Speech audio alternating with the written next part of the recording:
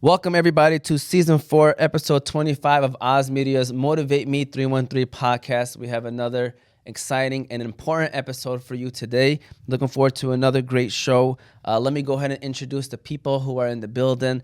Starting off with little big bro Yusuf T in the back on the ones and twos. As always, we appreciate him. We even have the director of marketing at Roots. Shout out to Lena. She's in the building as well, but she's in the back. We tried our best to get her on the show, but yeah, go ahead and give her a round of applause. She definitely deserves it. We appreciate her. She was like the middle person of making this all happen. Of course, you got myself, Omar T. To the right of me, finally doing a show back together is big sis Abid T. Shout out to Abid. She's in the building. It's been a minute. I'm a little shy. Yes. And then we have the owner of Roots. We have Enass in the building today. Go ahead and give her a round of applause. Shout out to Enass. And, today's topic is all about nurturing growth, play-based approaches for children with autism. For those that don't know, April is Autism Awareness Month. So we figured that this was a great time to have this conversation. Another one of those conversations that probably don't get talked about enough in our community. So we're excited to have this conversation and this discussion. Be sure to follow us on all of our socials. You have YouTube, Facebook, Instagram, TikTok, Apple, and Spotify podcasts, all under Oz Media. You can find all those platforms on ozmedia313.com. Shout out to the sponsors: Hanley International Academy, Holy Bowly, Wingfellas, Juice Box, Meliki Kebab, Jebed Coffee House, and Royal Kebab. We appreciate them and all their support. Let's start off with Royal Kebab. Yusuf, we haven't given them a shout out in a while. We appreciate them. Newly renovated Royal Kebab out in Hamtramck. So let's give them a shout out, and then we're going to get the show officially rolling on the road. Guess who's back? Back again. Royal Kebab is back. Tell a friend. Yes, that is right. The restaurant that you all have been dying for to open back up is officially back operating in Hamtramck. Royal Kebab offers the same mouth-watering Middle Eastern dishes as their sister company, Meliki Kebab. You can order their lamb over rice, combo platters, shish platters, shawarma sandwiches or plates, fattoush and tabbouleh salads, all at the newly renovated Royal Kebab restaurant located on Kniff Street in Hamtramck, Michigan. So be sure to check out their website, royalkebab.com, before you make your next order and see why so many people have been raving about this restaurant. All right. So with that said, first of all, Enass, can you tell us a little bit about yourself? We'd love to hear, growing up and, where you're from and kind of what led you to being, the owner of Roots and what you do, obviously, as a professional.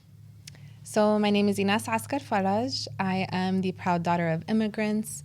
I have been in this field for almost 9 years now. This year actually marks year 9.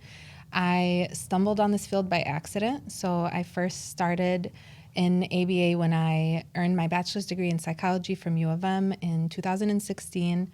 I had no idea what I wanted to do with life. I kept looking up online what I can do with a bachelor's in psychology, and the only thing that kept coming up was ABA therapy, autism, working with kids, behavior technician.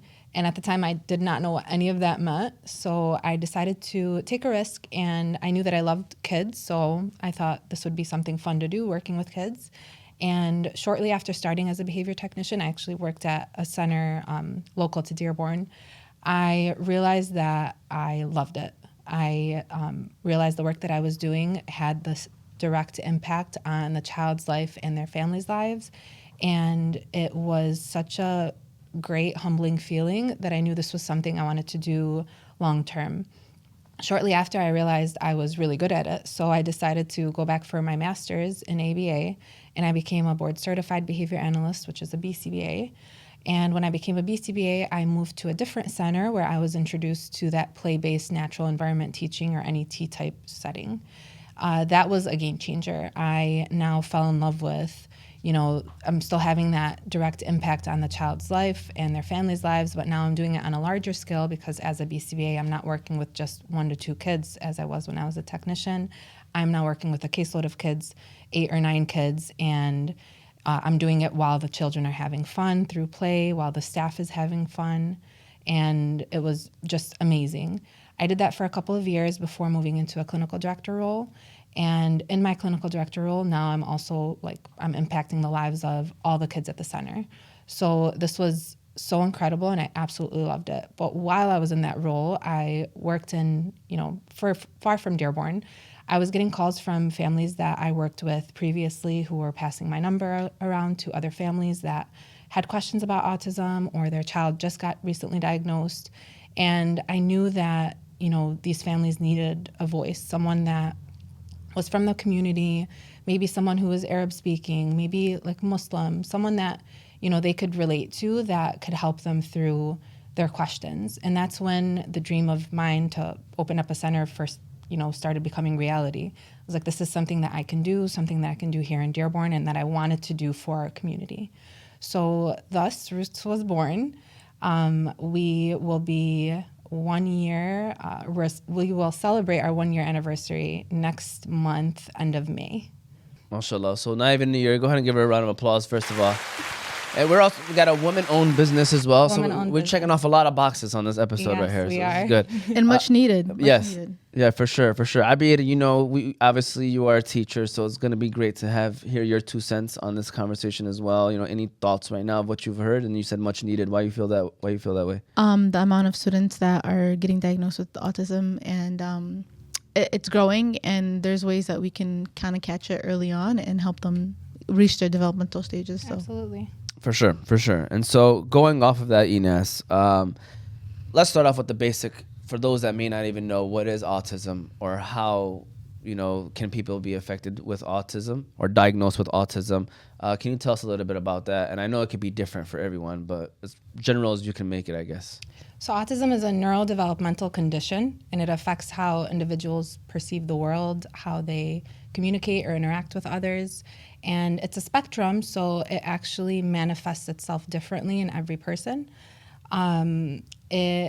So like someone could have trouble with communication, someone could have trouble with interacting with others, with, they could have increased intensive sensory needs, or even like repetitive behaviors, or all of the above. So it's important to know that it might look differently, or it will look differently in every single person. And that's kind of what makes the work that we do as providers meaningful in the field. I like that. I just want to add on, even like how they emotionally regulate themselves as well. Exactly.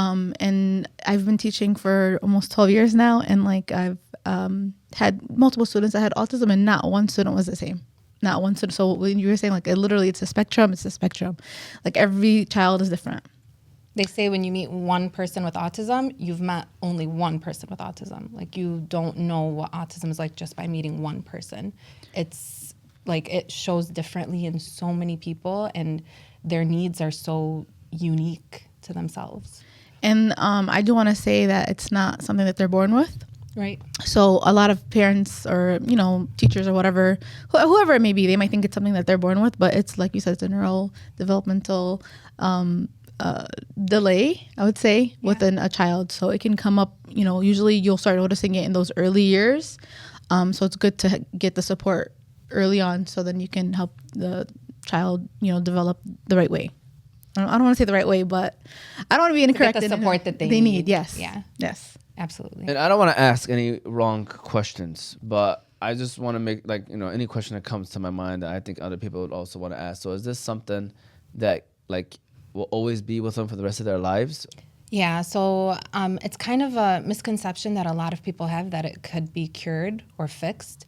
It truly can't be cured or fixed. However, we can provide the right support that the child or the individual needs to help them have the resources that they need to get through life. Yeah. 100%. So then came Roots. First of all, what a great name. Thank you so much. All right. And I know you have an amazing director of marketing over there at Roots as well, so shout out to them, whoever that person is, and doing an amazing job. Shout out to Lena. But, Roots, tell us about it, maybe a little bit more about it. What do you do over there? I stopped by and I think it's a beautiful place. So just can you tell us a little bit more about Roots? Thank you so much. So Roots started when I've been in the field for 9 years now. When I first started in the field, I started, like I mentioned, at a local center in Dearborn, and I started as a behavior technician. I absolutely fell in love with the field because the work that I did directly impacted, the children and their families' lives. Mm-hmm. And, as I continued to grow in the field, I moved to another, center that actually did play-based or natural environment teaching, which is when I was first introduced to it. That's like the new strategy of teaching, the new way of teaching. And that was something that kind of opened my eyes more. It was a game changer. We can still have that direct impact on the child and their family's lives, as I did when I was a behavior technician, working one-on-one. But now in the play-based natural environment teaching setting, we're doing it in a natural way where it's more enjoyable. The child is having fun. The staff is having fun. We're having more meaningful interactions with each other. We're able to help the child generalize these skills into real-life situations where they're taking it back home with them, they're taking it to school, to daycare. Any interaction that they have with others, it's so much easier for them to take that skill and show it in those other environments. So natural environment teaching, I think, is the new way of learning, and I wanted to bring that to our community here. There are so many centers, and there's a lot of resources for children with autism, but there's not really anyone that's doing that play-based NET in our community. So with Roots, I was able to bring that to the community, and as I mentioned, it's been such an amazing journey because I feel like we're advocating for the kids and showing that there's new ways of learning that have been more effective than the old ways of ABA. And with that, we, honestly are trying to bring the news out that NET should be the way to go. That is like the new way ABA. So I'm sorry, I was gonna say it was very intentional, by the way, when I went there. Like everything was very intentional. Like it's from doctor visits to dentist office visits. I was gonna ask you, like, what do you offer? Like, how does, So when I mean old way and new way, so old way was very structured. We used to have, when I was a technician, I used to have the child sit at the table and I would teach them using pictures. Now the new way, when we're doing play-based and natural environment teaching, I don't have tables in my center other than lunch tables. We might have like one table for a child who does need that extra structure, but our goal is to eventually transition them to the way that we do our teaching, which is through play, literally on the floor. We wait for the child to choose what toy or what game that they want to play with and use that as their motivation to teach them new skills. So for example, I have a child who loves to stack blocks. With the simple game of stacking blocks, I'm able to teach problem solving. Let's say I stack a short tower. How can we make a tower taller? We need to problem solve. We need to stack more blocks. We can teach colors and shapes. I'm stacking the red block on top of the blue block. We can teach prepositions on top and under. We can teach turn taking. I'm going to take a turn, then you can take a turn. We can teach waiting and patience while you're waiting for me to take a turn. You're going to have to wait a few seconds. We can teach even coping strategies like you mentioned earlier, Abid. So let's say communication throughout the whole thing. Literally, the entire time that the child is having fun while building blocks, we're teaching all of these skills. The coping strategy is like if the tower is really tall and it ends up falling and the child gets frustrated, we can teach them like it's okay. It's absolutely okay. These things are going to happen. We can take a deep breath. You can ask for help. We can try again. Again, this simple game of just stacking blocks, we targeted problem solving, we targeted colors, shapes, prepositions, cognitive skills, coping strategies, turn taking, the social skills, and we're having that meaningful interaction with the child because we're realizing what they are interested in and using that motivation, they're now more engaged with us. So we're having that more meaningful interaction with them. So it's a center that you like. Do they have to like come in? Is it like you throughout the days, like a half day? Like how is that? It's a really good question. So it depends on the child's skill set. So when the child first gets diagnosed, we don't do evaluations. Evaluations are done by a psychologist. So the evaluation is done, the child gets the diagnosis, and then that's when they come to us. When they come to us, BCBAs, so I myself am a BCBA, which is a board-certified behavior analyst. We assess the child using our own assessment procedures, and then based on the assessment, we can tell where their skill set falls. So if they have any weaker domains in their like cognitive or social skills, if they have any strengths, and then we write up an entire individualized plan for that child. Because they're all different. Every single child's different. So some children might be, further behind. Some may be, further ahead and have smaller deficits in multiple domains or maybe in only one domain. So based on where their skill set is and where their weaknesses are, we decide on how many hours a week they attend therapy. Okay. And then we try to do it as consistent as possible. So, or not as consistent as possible, I guess I can say. So Monday through Friday, if a child attends maybe 15 hours a week, then they come 3 hours a day. If it's 20 hours, then it's 4 hours a day. So this way they're attending Monday through Friday. They're with the same technician. We try to have the same technician so that they're, comfortable, yeah, for sure. 100%. Comfortable. They've paired with that, technician. The technician knows them well. And then, eventually later on, our goal is to always have the child ready for school. We want to get them ready for real life situations. That was my next question, like how the ages. Yeah, so we do early intervention. Okay, so early beautiful. intervention is the youngest age. So we work with kids between the ages of 1.5 years up to age 8, and our goal is to get them ready for school. So we might start more intensive and then eventually gradually fade out hours until they're completely done with ABA therapy and graduated. I know you mentioned before if that can be something that's like fixed or cured. And when I say it can't, but we're able to provide those resources to where the child no longer needs our help and they have the skills that they need to help themselves through life, in school, and, future experiences with, family. And I can just say, like, imagine if I had a student, I taught first, before I taught fifth, but if I had a student that was autistic and I seen like a behavior plan or I seen something that he already was or she was used to through like a center and they gave me that information, that would be helpful for me too. Yeah. Like, hey, these are the things that work for him or her, and these are the things that you can implement in the classroom. Like, and that's just, to me, is so helpful as a teacher. Absolutely. My next question is the insurance covers this, or do they have to like pay out of pocket? Like, how does that work? So insurance covers it as long as the child has the diagnosis. So that's something that we emphasize to parents. Like, I get parents who call and say, hey, I've noticed this with my child. I've noticed that with my child. What should I do? Go get them like evaluated. First, we need to see, like, do they have this diagnosis? And then we can start from there.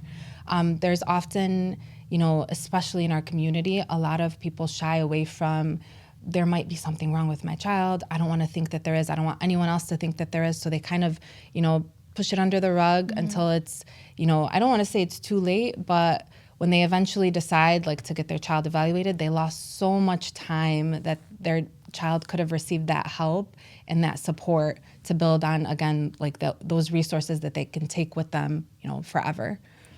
Yeah. Love the conversation. So you're talking to two honestly, educators. I push for this all the time. I'm a huge advocate, especially when students need to get tested. Like parents, like you said, a lot of them don't want to, they're embarrassed or they don't want to see anything wrong with their child. And it's not, nothing is wrong with your child. I feel like it's a gift, honestly. To me, it's a gift, subhanAllah, like Allah makes everybody different. And even the skills that you're teaching, the students that have autism also help the students that don't have autism. Right. Honestly, like it helps. It's like a universal design of learning. Like it would help everyone in the classroom. So you're implementing, maybe a visual list. Everybody in the classroom would benefit from that visual list. You know what I'm saying? So subhanAllah, like it's beneficial for sure. See, I bet it is a professional Yeah. co-host. Because that's what the next question was about. How does play-based learning specifically benefit children? There you go. It doesn't have to necessarily be children, I guess now, but on the autism spectrum. But I just want to say this before you do answer that question. Abid was that teacher that I knew that the principals would give her the kids with autism or kids that might be struggling because she was so great with trying her best to give them meeting the needs of the student, whatever it may be. So. She's very passionate. She's very passionate about this topic, and I'm like subhanAllah. Like I want everyone to learn in the classroom. I can't have them sitting and then to say like you do see a lot of the students that have disabilities, not just autism, just disabilities in general, like on an iPad or on, you know what I'm saying? Because like they have to focus on the classroom, and it's like no, why not include them? Make it an environment where, like I'm huge on universal design of learning, where everybody learns different, and you need to give that child a chance to show what they know through that learning. You need to meet the child where they're at. 100%. And it is hard. I'm Yeah. not going to sit here and say it's not hard. It is hard. But haram, like, it's your amana. You know what I mean? At the end of the day. So it's like, you have to try. Yeah. You know? So. Yeah. So how does play-based learning specifically benefit children on the autism spectrum? So kind of piggybacking off of what Abir mentioned, like with play-based learning, you're being a lot more intentional with what you want to teach and how you're going to teach it. So you first want to start off by finding that motivation for the child. And when you have that motivation for the child, so if it's in the classroom setting, see what they're motivated for and use that to your advantage. You can use it to help, transition or shape their skills into what's needed in the classroom setting. We're meeting them where they're at and we're letting them, kind of lead. So it's like child-led therapy. It's a lot of what we focus on at Roots as well, but it's not child-controlled. So in play-based settings or in the natural environment setting, we're allowing the child to take lead. We're allowing them to choose what they want to, learn by what item they're motivated for. Kind of how I mentioned with the building blocks, this could be with any toy, with any song, with any activity that the child is interested in, and we're using that to help them build on those skills. And because it's such a less structured setting, it's so much more enjoyable. They're learning and having fun, which makes it so much easier for them to take that back home. I have families that tell us, so-and-so was singing the song at home. Is that something that you were singing? And so-and-so was, oh my gosh, they labeled all of the shapes. They labeled all of the colors. I didn't know that they knew how to do that. And it's because when we taught it while they're playing and having fun, it was something that it was easy for them to remember versus when it's constant work at the table or, something that's not so fun, you're less likely to remember it. It is Autism Awareness Month, and we have town hall meetings at the school that teaches like a certain character trait every month. And then this month we added like some couple slides on autism and how to interact with students that have autism and if they know. And our principal, it was interesting. She told the kids, she's like, raise your hand if you know someone who has autism. Almost everyone raised their hand. Then she was like, raise your hand if you have a brother or sister. And like maybe a little bit less, but still a lot. Raise your hand if you have a cousin, a lot more. And then they're like, raise your hand if you know an uncle or aunt or somebody older. And it was like less hands. But I'm like, you know what? I don't think they knew they had autism wasn't, I think it was always there, but no, it wasn't diagnosed back in the day. Exactly. As much as it is like we're not aware. Like I feel like this new generation of parents, we're more like, hey, we're noticing these things, like this is how they should be. But I also think that our generation of parents also are the working ones, like where both parents are working. So it is difficult to have that close one-on-one time with the children. So I see where like this comes like in hand, you know what I'm saying? Where they're getting that intense one-on-one, intrusive, like for like it gives them intrinsic value. The kids like knowing that, okay, I like this, I'm learning through that way. Like, I don't know. I just think that this is needed. And I just wanted to just jump on there, like how this play-based learning, we don't have that mom is at home usually kind of dynamic, where there's all that play. Like now it's like everyone's working, they're at a young age. Like, I don't know. I just feel like it's needed. You get what I'm trying to say? I think I'm just like running, but yeah, I think it's like absolutely. That's happening. I just have to say, when you first mentioned that they were, showing these slides about autism and showing the classroom how to, interact with others with autism, that's absolutely incredible. Like being in the month that we're in, Autism Awareness and Acceptance Month, we always say awareness isn't enough, acceptance isn't enough. Like, what are the next steps? And that's incredible that they've already taken a step like that where they're now showing like, we don't want to just teach autistic people how to interact with others and how they need to be in social situations. No, we need to teach everybody how people can be different, and it's absolutely okay if they're different. This is what we can do to help support them. If someone has, high needs or needs extra support, this is what we can do, and this is what it might look like. So that's incredible. So we have students that are actually in a self-contained classroom that are like need a lot of help, and then we also have autistic students that are in the classroom that don't have a parent, and then some that do have a parent. So it's a wide variety of students that have autism. Because of the spectrum. Yes. Yeah. So it's like we did notice like kids will be kids at the end of the day. Like they'll give them looks, they'll whatever. Or if they're loud, they'll like and it's like no, you have to understand that these students have different needs, and like we really wanted to like have them understand. And I'm not gonna lie, our ASD team at the school is doing a wonderful job. They're even having like a booth during lunch this month of like teaching the kids. They can come and ask any questions. Wow. And to like get it to be, normalized, because it's normal. It's like this is how it's probably we're all different. We all develop differently, and we need to accept that. Honestly, I'm so impressed. Schools, like other schools, need to take notes. That is really. I'm not really gonna lie. impressive. This year they have stepped it up. The ASD. They knew that we were going to be on the podcast show, and so they had to start changing that. It was going to be mentioned on the show. I mean, it would have been. You probably. It would have been nice to have like a. I mean, you're doing a wonderful job, but I'm just saying, like, even for me, like, I'm learning so much this year. Yeah. With the team, the new team.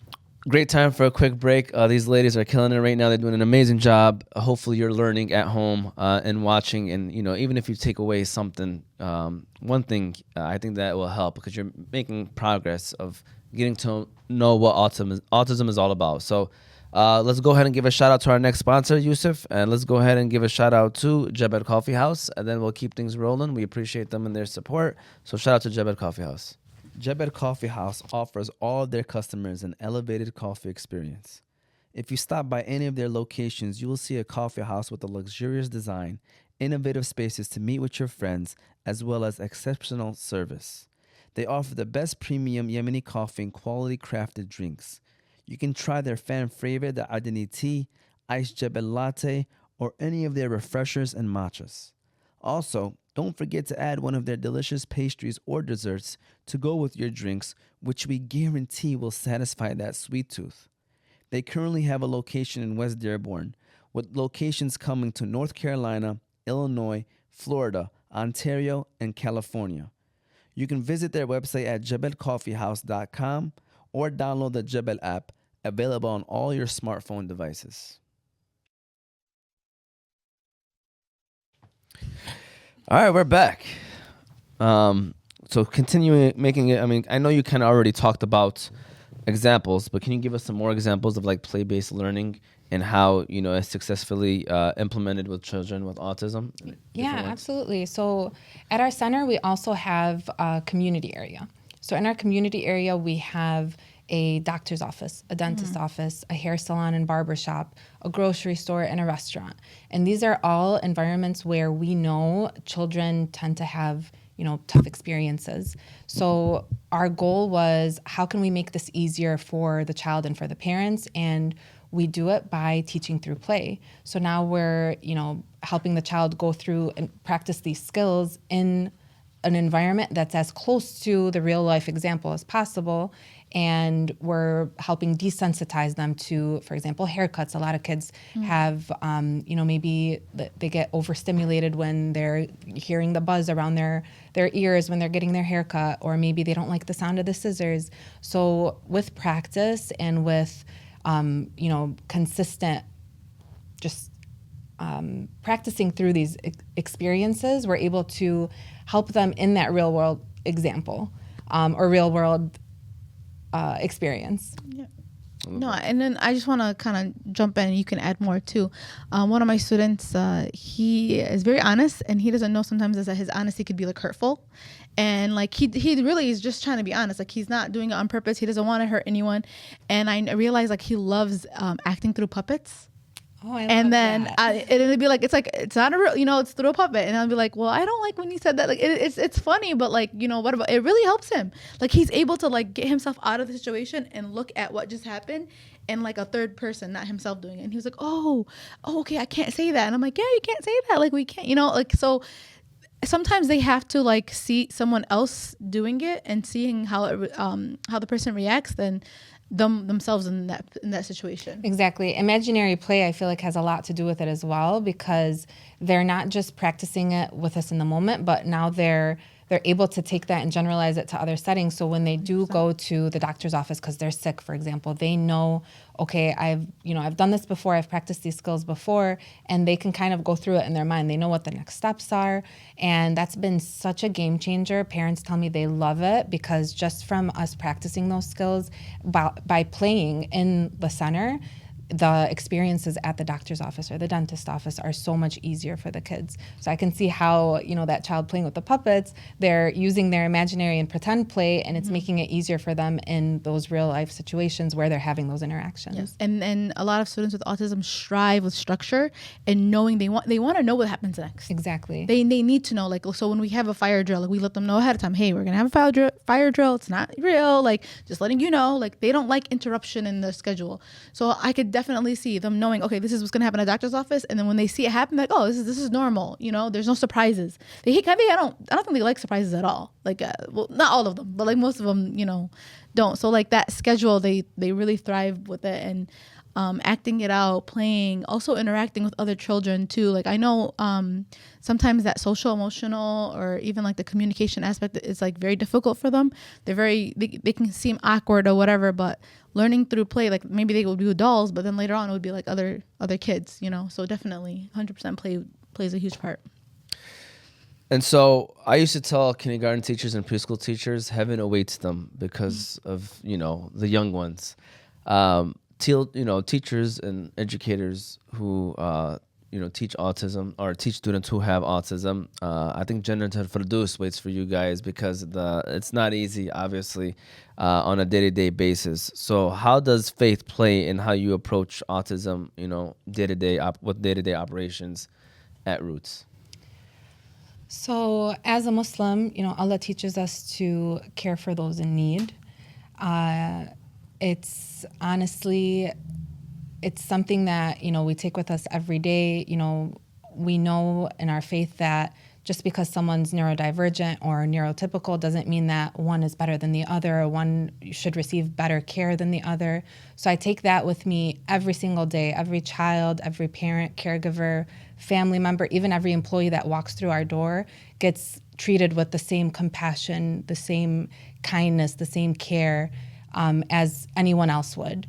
And I think in the work that we do, you need to have that mindset in order to be, ethically providing the best care for every single child that you work with every person that you work with. And I truly pride myself in knowing that I do provide that, because that's what I feel for every single person. I see them as someone who needs help, regardless of their background, regardless of their, their culture, their religion.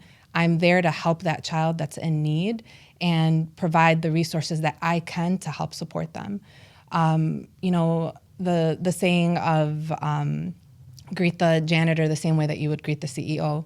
That's something that I take with me. My parents taught me that at a young age, and I will take that with me to the grave. That's how I've always been. So I've always seen every single person that, comes to us that needs help the same exact way. It's like, okay, how can I help you? How can we get you to where you need to be? And how can we help you move forward to where, it's bittersweet because we love working with you, but we want you to not need us. We want you to be able to move on and be independent without us. And that's honestly how we start our individualized plan for every single child. It's what can we do to help you and get you there?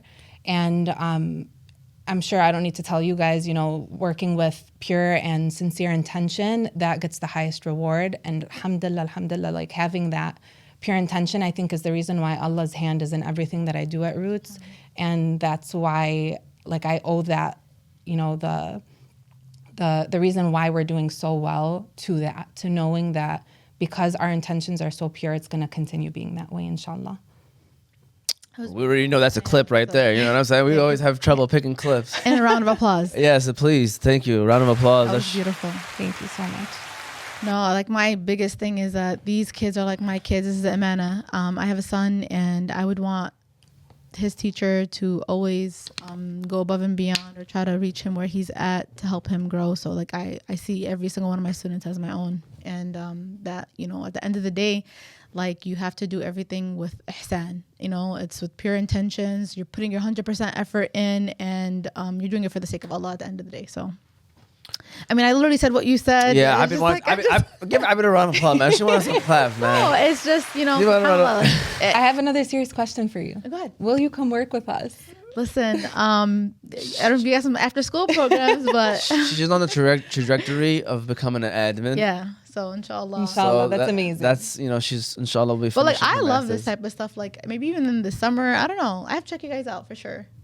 I really No, she's trying to I'm passionate about that. Make how you know they're a part-time thing? It has to be I'm full-time. saying for me because I'm working Yeah, I know. Give us I a was call. about to say. Give us a call. We'll talk about it. for sure. I gotta come see. Yeah. It's a beautiful please do. place. It's honestly really very, and it's very organized and clean and nice. I like, you know. Honestly, so much of my heart went into it. Like truly, I wanted this to be a place that I was proud of, and that like I have nieces and nephews. I don't have kids yet, inshallah one day, but my nieces and nephews were the first ones to come in and see it when it was all done, and just seeing the pure joy on their faces, I was like, alhamdulillah, like this is gonna be something that all the kids that walk into the store are gonna love. May Allah reward you tenfold and pour barakah into your endeavor. Inshallah, it just only so continues much. to grow. Thank you so much. I actually got on the swing, by the way, and I was. Did you? No, I didn't want to mess that up. But tell your She's like, students. did you? Tell your students in a couple of years, I'm expecting to have doctor visits there. I'm expecting to get a haircut, you know, and have dentistry over there too. So You got it. that's the plan. I saw it was like the whole setup was there. So we went from faith to now the community. All right, Arab American community. My son is fine. My daughter is fine. She's okay. Don't worry about it. She's a good person. She's a good kid. That's kind of like the responses that you would get when it's time to maybe get them diagnosed. So how does the Arab American community perceive autism, and what are some misconceptions that need to be addressed? There's definitely still a stigma around autism and about why it happens, or why some kids or some people are diagnosed with it. Within our community, I feel like a lot of people still kind of turn that blind eye until it's like, okay, it's right in your face and you realize, okay, I really need to do something about it. And that's kind of where we talked about that early intervention. Abid, you mentioned it a few times. It's so important. And I wish our community just realized there's nothing wrong with your child. Your child just needs additional help and support, and to get those resources that they need for the future. I feel like that's something that we're growing as a community. 10 years ago, it was very different. Now a lot more people are becoming advocates. A lot more people are being educated on the subject and understanding that help is okay, and they are receiving that help a lot earlier. And I know that just from Roots, from the calls that I get. But that definitely is something that's still going on in our community that I wish we can put an end to it. I wish parents just understood, the sooner you get the help, the better your child's gonna be, or the better off that they're gonna be, and the better support that they'll have when they are in middle school and high school, where hopefully they'll be graduated from ABA and they can have those resources and independently move on into life. I've seen like both sides of like families, like some families that first things first is that I think as a parent, like you should understand the developmental stages, so you can see like what, like where your child is at, so you're noticing like if there is a gap or a delay.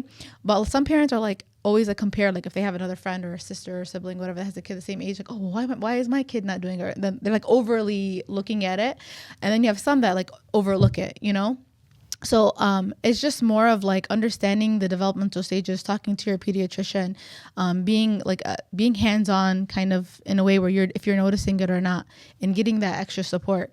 I've had also parents that literally like their kid gets support, but was like, don't tell nobody. And I'm like, there's no way everybody could tell. Like, it's not something that I need to even say. Like, it's, your son is nonverbal, or, or your daughter or whatever. So it's like, I've had that. And I've also had the opposite. Like, is my son okay? Is my daughter okay? Like, do they need help? And I'm just like, no, they're good. They just, just need a little extra help.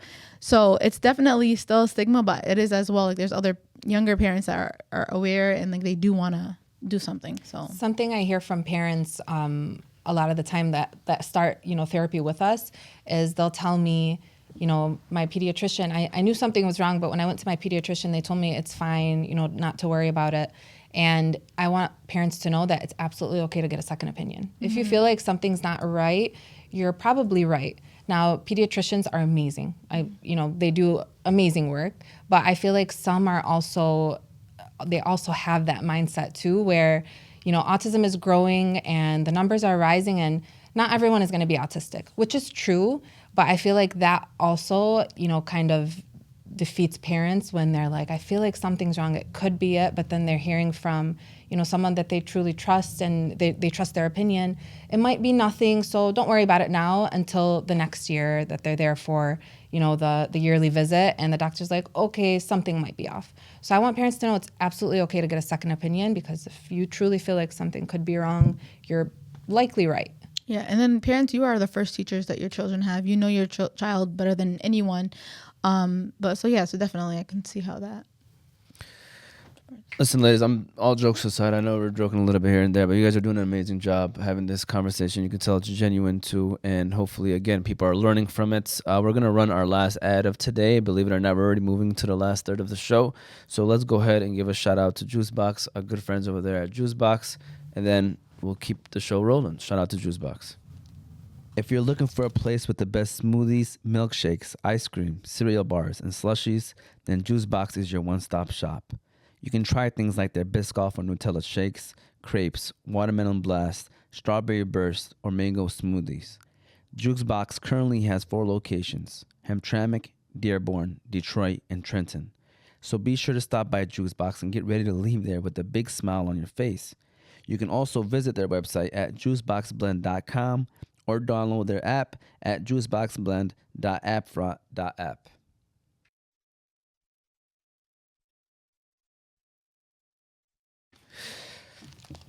All right, so we're back. Going off of what we just kind of discussed with the misconceptions, I guess, and I know you maybe touched on it a little bit, but what are some steps as a community, even as parents, that they can take to reduce the stigma around autism and encourage early intervention? So the first step is always awareness and then acceptance, just like we're in, the month of April. So April is Autism Awareness and Acceptance Month. However, because that's not enough, we need to also educate. We need to educate others. Those that do know, I feel like having been in the field for so long, I feel like I have a very good idea of how to explain autism to parents and to those who, might not know what autism is. So ask questions. We need to educate one another and then advocate for one another. So it's not just teaching autistic kids or autistic people how to interact with others in the real world. So it's not just, the ABA center or like the schools that need to be teaching that. Parents should be teaching neurotypical kids also how to interact with others, what that might look like in others. And that's honestly what's going to take us to the next step, is accepting that every single child is going to be different, neurotypical versus neurodivergent. Every single child's going to be different. And it's just on us to be better humans by treating each other with care, compassion, and kindness. If we don't understand something, we can ask questions about it. We shouldn't be ignorant. We shouldn't, just turn away or act like, oh, who knows what's wrong with so-and-so. Let's not ask questions. Let's shy away from it. No, ask questions, educate yourself, know the answer, and know how to do better in the future. I love that.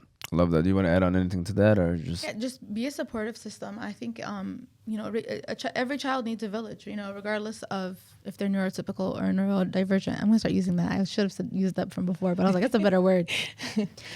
And it's a community movement. It's not just like you said, in the home or in the house, because like it's very common, and the way that neurotypical students interact with students that are with autism, it needs to be there needs to be more kindness, more compassion, more care, and right. Like you said, it needs to be a whole movement. And she said everything. I'm literally just repeating what she said. She said it in a great way. So I'm assuming play-based learning is not universal.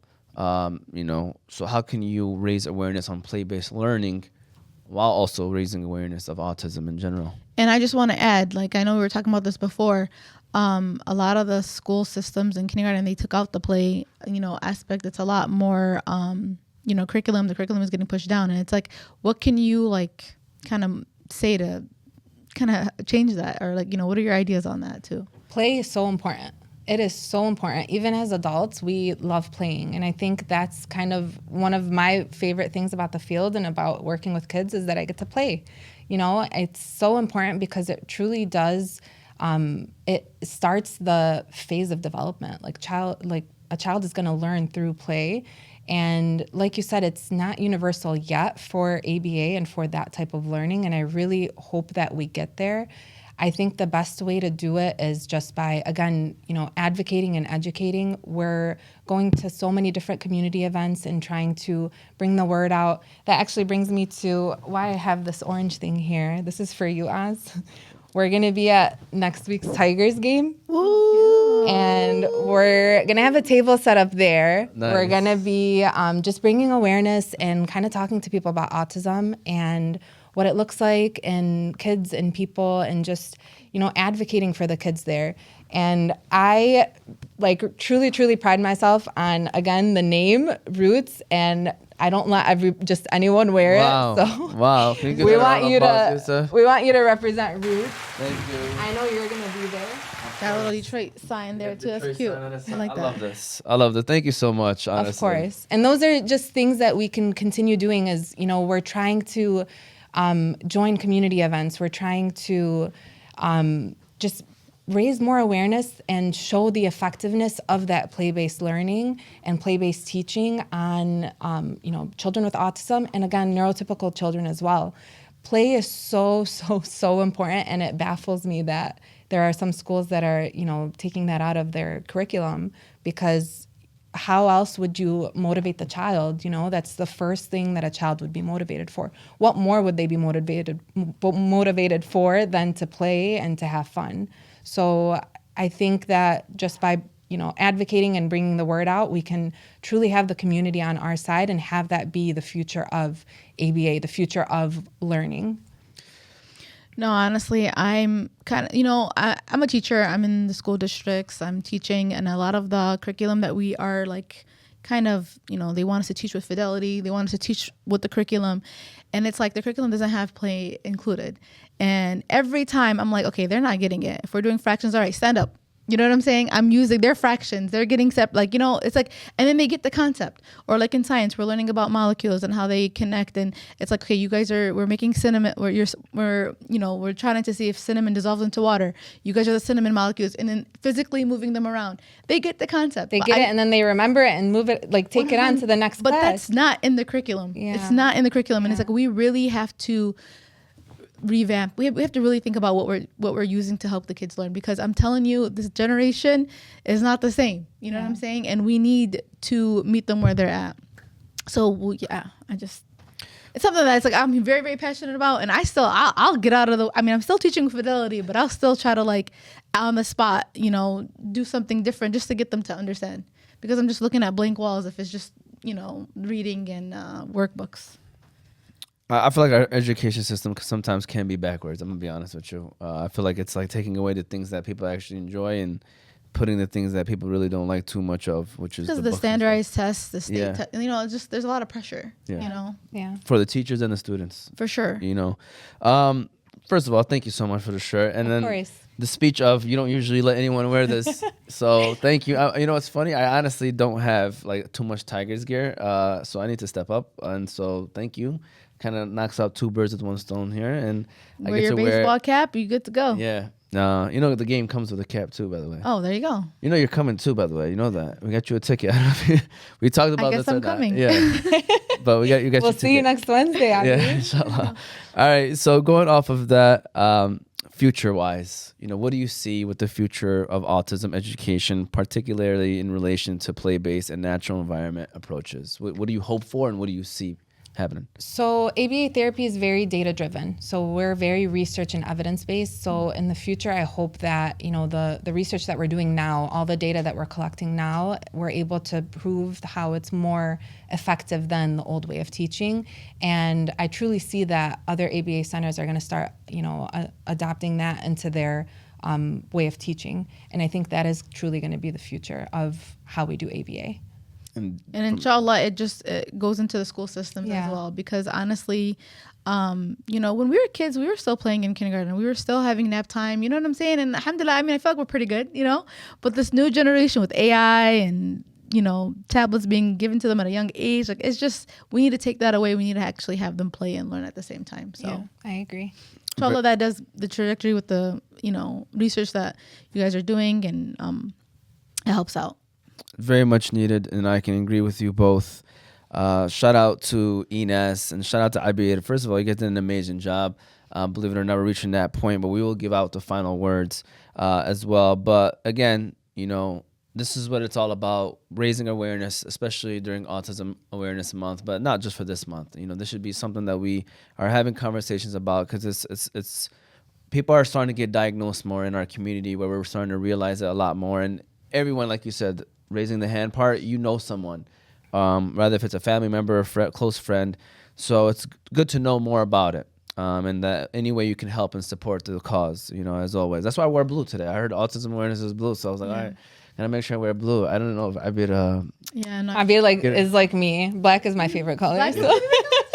Yeah. Believe me, like a pattern is like a big deal for me to wear, but I like black. No, that's a beautiful pattern. Thank you. You wear it well. By the way, I know you guys had like a staff area. Am I considered staff now at Roots now, or what? Am I? You can come hang with the staff here. There you go. Yeah. They know that anyone wearing the shirt is welcome. Yep. So I'm just gonna be walking in at the shirt. Wearing the shirt. All right. So with that said, first of all, be sure to follow us on all of our socials: YouTube, Facebook, Instagram, TikTok, Apple, and Spotify podcasts, all under Oz Media. You can find all those platforms on our website, ozmedia313.com. Again, shout out to our sponsors: Hanley International Academy, Holy Bowly, Wingfellas, Juice Box, Malika Kebab, Jebed Coffee House, and Royal Kebab. Today's topic, again, was all about nurturing growth, play-based approaches for children with autism. We've had Enass on the show. We had Enass on the show, as well as Abir. So any final words, final comments? We'll start off with you so that Enass can give us the final words. So Abir, what do you guys say? I love what you guys are doing. It's much needed. Like, I could just imagine, like, if students that are older had this type of, support early on, like how much of a difference it would have made. So inshallah, for the future, I can't wait to like see what, if there are any students that I know that came from your program. Inshallah, you never know. You might have more than one. So take over Dearborn and then Michigan, then inshallah, even more. But I also want you to like kind of give us like a quick synopsis of Roots one last time, and how they can follow you, so reach out to you. For sure, because to share your story, not to share, but to share your program. Thank you guys so much. Thank you for having me. I definitely think that, just being able to be on a podcast to raise awareness of autism and the support that, we provide at Roots Children's Center, I think it's amazing. So thank you guys for having me and letting me, use my voice to also advocate for the kids. I want parents to know, if you have any questions, please feel free to reach out to us. You can find us on Instagram. You can email us, rootschildrencenter@gmail.com, Instagram at Roots Children's Center, our website, rootschildrencenter.com. We are more than happy to answer any questions that any parent may have, diagnosis or not. We want parents to have that support, and we want to be that support system. We want children to get that early intervention because it's key, and because we can provide that support that they need in, the next years of their lives. So thank you guys again for having us, and I truly, truly appreciate being here. Honestly, the pleasure is ours. Thank you so much for, taking time and coming on the show. It really does mean a lot. And this is what the platform is for. If we can't have community conversations, then, what's the point of doing this? So you're doing extraordinary things that needs to be told to the community. I appreciate you guys so much. Keep up the great work. And if there's anything else that you ever need from us, feel free to reach out. Thank you so much. So we're here. We hope that you enjoyed this episode. Again, this was season 4, episode 25 of Oz Media's Motivate Me 313 podcast. We hope, again, you enjoyed it. We hope that you learned something. And we will see you all next time. Have a great rest of your day.